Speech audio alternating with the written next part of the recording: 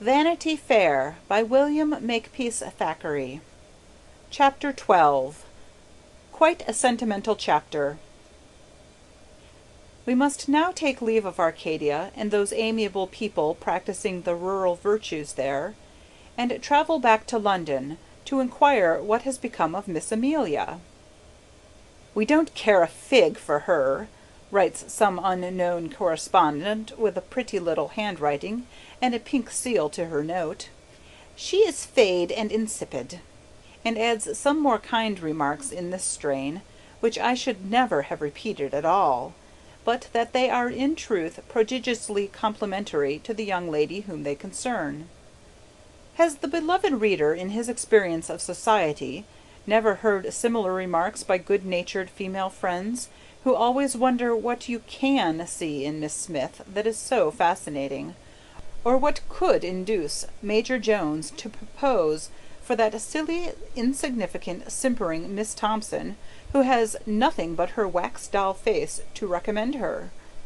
What is there in a pair of pink cheeks and blue eyes forsooth?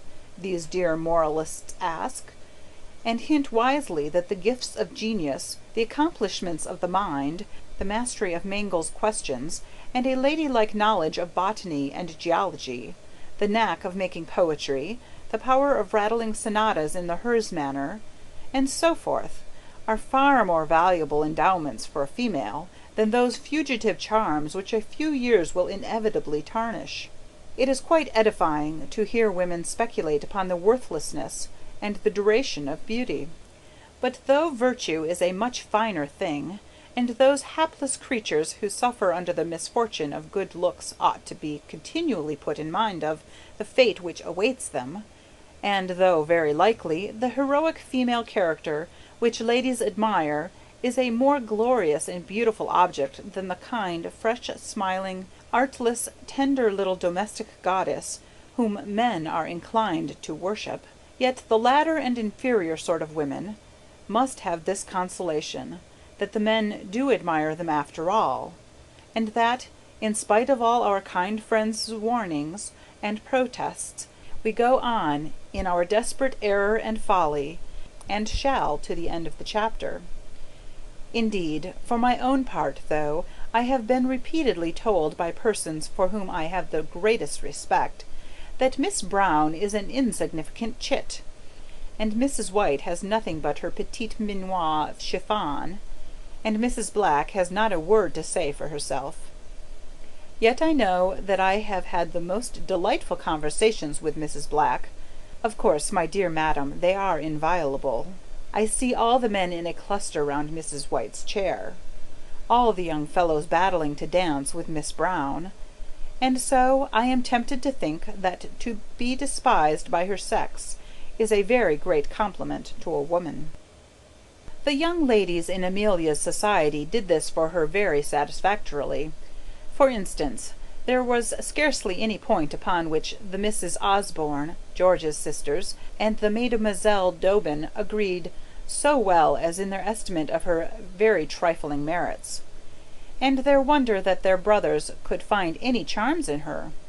"We are kind to her," the Misses Osborne said, a pair of fine, black-browed young ladies, who had had the best of governesses, masters, and milliners, and they treated her with such extreme kindness and condescension, and patronized her so insufferably, that the poor little thing was in fact perfectly dumb in their presence, and to all outward appearance as stupid as they thought her. She made efforts to like them, as in duty bound, and as sisters of her future husband. She passed long mornings with them, the most dreary and serious of forenoons. She drove out solemnly in their great family coach with them, and Miss Wirt their governess, that raw-boned Vestal. They took her to the ancient concerts by way of a treat, and to the oratorio, and to St. Paul's to see the charity children, where, in such terror was she of her friends, she almost did not dare be affected by the hymn the children sang. Their house was comfortable, their papa's table rich and handsome, their society solemn and genteel, their self-respect prodigious. They had the best pew at the Foundling. All their habits were pompous and orderly, and all their amusements intolerably dull and decorous. After every one of her visits, and oh how glad she was when they were over, Miss Osborne and Miss Maria Osborne and Miss Wirt, the Vestal governess, asked each other with increased wonder, "What could George find in that creature?" "How is this?" some carping reader exclaims. "How is it that Amelia, who had such a number of friends at school, and was so beloved there, comes out into the world and is spurned by her discriminating sex?" My dear sir, there were no men at Miss Pinkerton's establishment except the old dancing master, and you would not have had the girls fall out with him. When George, their handsome brother, ran off directly after breakfast, and dined from home half a dozen days a week, no wonder the neglected sisters felt a little vexation. When young Bullock, of the firm of Hulker, Bullock and Company, Bankers, Lombard Street, who had been making up to Miss Maria the last 2 seasons, actually asked Amelia to dance the cotillion, could you expect that the former young lady should be pleased? And yet she said she was, like an artless, forgiving creature. "I'm so delighted you like dear Amelia," she said quite eagerly to Mr. Bullock, after the dance. "She's engaged to my brother George. There's not much in her, but she's the best natured and most unaffected young creature. At home we're all fond of her." Dear girl, who can calculate the depth of affection expressed in that enthusiastic so? Miss Wirt and these 2 affectionate young women so earnestly and frequently impressed upon George Osborne's mind the enormity of the sacrifice he was making, and his romantic generosity in throwing himself away upon Amelia, that I'm not sure but that he really thought he was one of the most deserving characters in the British army, and gave himself up to be loved with a good deal of easy resignation. Somehow, although he left home every morning, as was stated, and dined abroad 6 days in the week, when his sisters believed the infatuated youth to be at Miss Sedley's apron-strings, he was not always with Amelia, whilst the world supposed him at her feet. Certain it is that, on more occasions than one, when Captain Dobbin called to look for his friend, Miss Osborne, who was very attentive to the captain, and anxious to hear his military stories, and to know about the health of his dear mamma, would laughingly point to the opposite side of the square and say, "Oh, you must go to the Sedleys to ask for George. We never see him from morning till night." At which kind of speech the captain would laugh in rather an absurd, constrained manner, and turn off the conversation, like a consummate man of the world, to some topic of general interest, such as the opera, the Prince's last ball at Carlton House, or the weather, that blessing to society. "What an innocent it is, that pet of yours," Miss Maria would then say to Miss Jane, upon the captain's departure. "Did you see how he blushed at the mention of poor George on duty?" "It's a pity Frederick Bullock hasn't some of his modesty, Maria," replies the elder sister with a toss of her head. Modesty! Awkwardness, you mean, Jane. I don't want Frederick to trample a hole in my muslin frock, as Captain Dobbin did in yours at Mrs. Perkins's." "In your frock? Hee hee! How could he? Wasn't he dancing with Amelia?" The fact is, when Captain Dobbin blushed so, and looked so awkward, he remembered a circumstance of which he did not think it was necessary to inform the young ladies, viz., that he had been calling at Mr. Sedley's house already, on the pretence of seeing George, of course, and George wasn't there, only poor little Amelia, with rather a sad wistful face, seated near the drawing-room window, who, after some very trifling stupid talk, ventured to ask, was there any truth in the report that the regiment was soon to be ordered abroad, and had Captain Dobbin seen Mr. Osborne that day? The regiment was not ordered abroad as yet, and Captain Dobbin had not seen George. "He was with his sister, most likely," the captain said. "Should he go and fetch the truant?" So she gave him her hand kindly and gratefully, and he crossed the square, and she waited and waited. But George never came. Poor little tender heart! And so it goes on, hoping and beating and longing and trusting. You see, it is not much of a life to describe. There is not much of what you call incident in it. Only one feeling all day. When will he come? Only one thought to sleep and wake upon. I believe George was playing billiards with Captain Cannon in Swallow Street at the time when Amelia was asking Captain Dobbin about him, for George was a jolly sociable fellow and excellent in all games of skill. Once, after 3 days of absence, Miss Amelia put on her bonnet and actually invaded the Osborne house. "What? Leave our brother to come to us?" said the young ladies.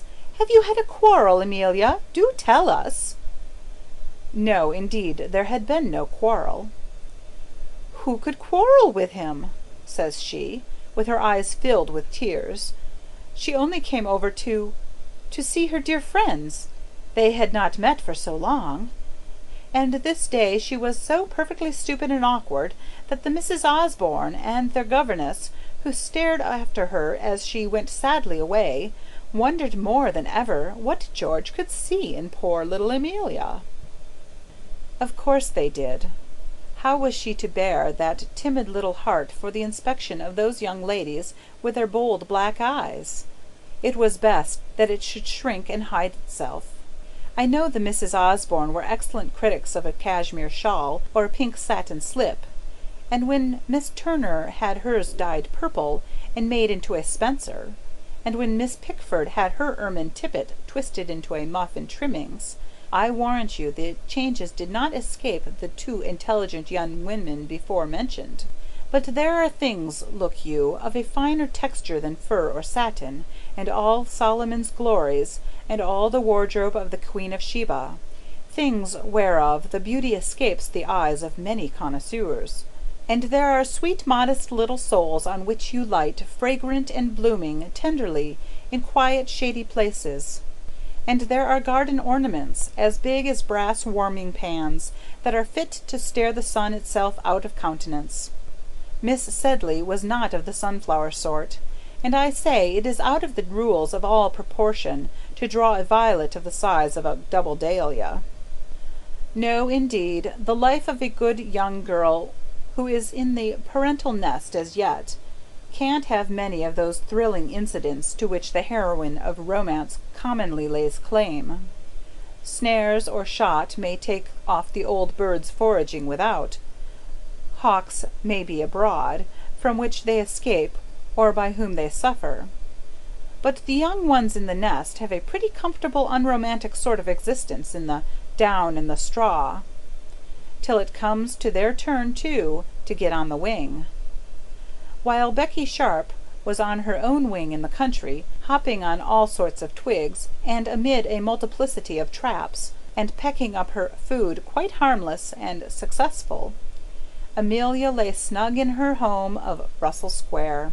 If she went into the world, it was under the guidance of the elders, nor did it seem that any evil could befall her, or that opulent, cheery, comfortable home in which she was affectionately sheltered.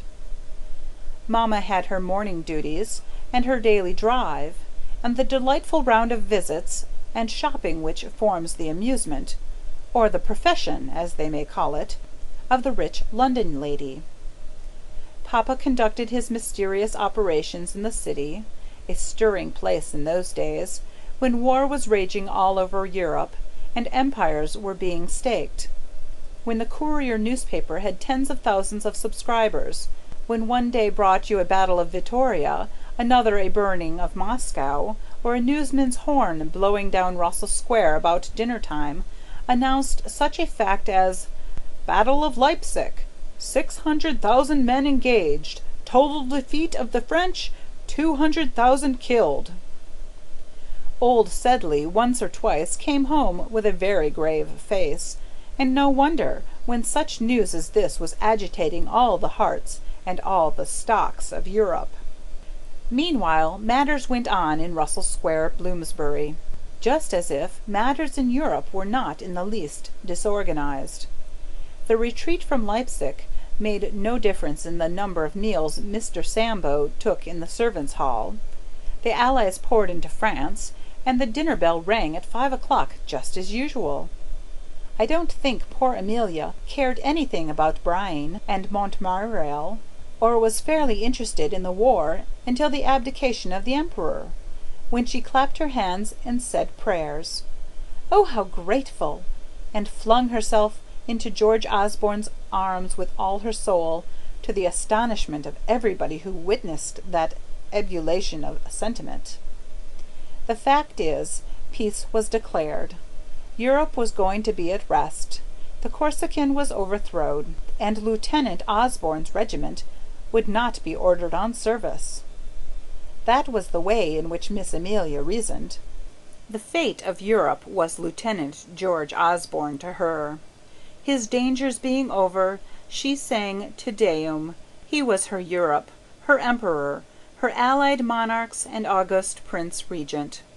He was her sun and moon, and I believe she thought the grand illumination and ball at the Mansion House, given to the sovereigns, were especially in honour of George Osborne. We have talked of shift, self, and poverty as those dismal instructors under whom poor Miss Becky Sharp got her education. Now love was Miss Amelia Sedley's last tutoress, and it was amazing what progress our young lady made under that popular teacher. In the course of 15 or 18 months, daily and constant attention to this eminent finishing governess, what a deal of secrets Amelia learned, which Miss Wirt and the black-eyed young ladies over the way, which old Miss Pinkerton of Chiswick herself, had no cognizance of. As, indeed, how should any of those prim and reputable virgins? With Mrs. P. and W., the tender passion is out of the question. I would not dare to breathe such an idea regarding them. Miss Maria Osborne, it is true, was attached to Mr. Frederick Augustus Bullock, of the firm of Hulker, Bullock and Bullock, but hers was a most respectable attachment, and she would have taken Bullock senior just the same, her mind being fixed, as that of a well-bred young woman should be, upon a house in Park Lane, a country house at Wimbledon, a handsome chariot, and 2 prodigious tall horses and footmen, and a fourth of the annual profits of the eminent firm of Hulker and Bullock, all of which advantages were represented in the person of Frederick Augustus.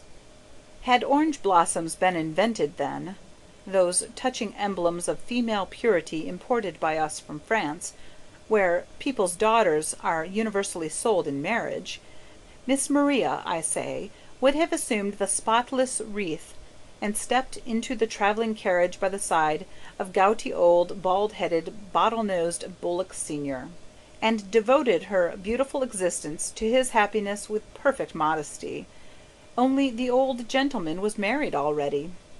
So she bestowed her young affections on the junior partner. Sweet blooming orange flowers! The other day I saw Miss Trotter, that was, arrayed in them, trip into the travelling carriage at St. George's, Hanover Square, and Lord Methuselah hobbled in after. With what an engaging modesty she pulled down the blinds of the chariot! The dear innocent! There were half the carriages of Vanity Fair at the wedding. This was not the sort of love that finished Amelia's education, and in the course of a year turned a good young girl into a good young woman, to be a good wife presently, when the happy time should come.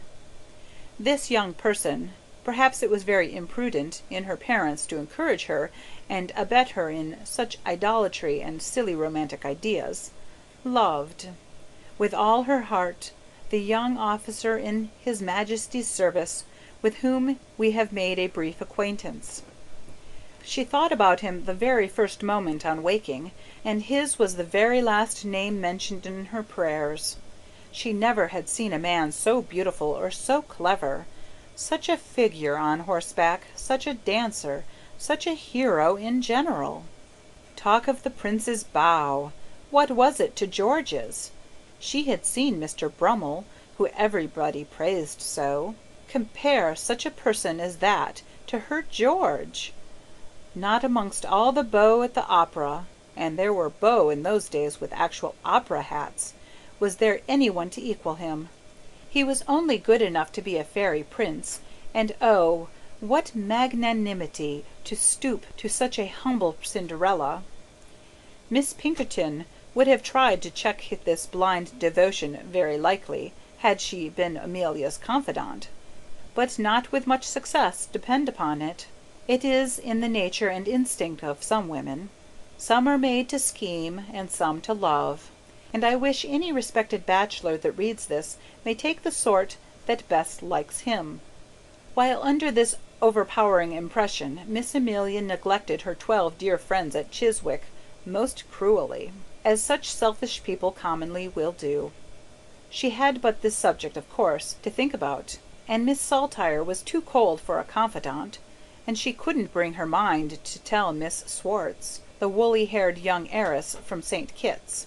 She had little Laura Martin home for the holidays, and my belief is, she made a confidante of her, and promised that Laura should come and live with her when she was married, and gave Laura a great deal of information regarding the passion of love, which must have been singularly useful and novel to that little person.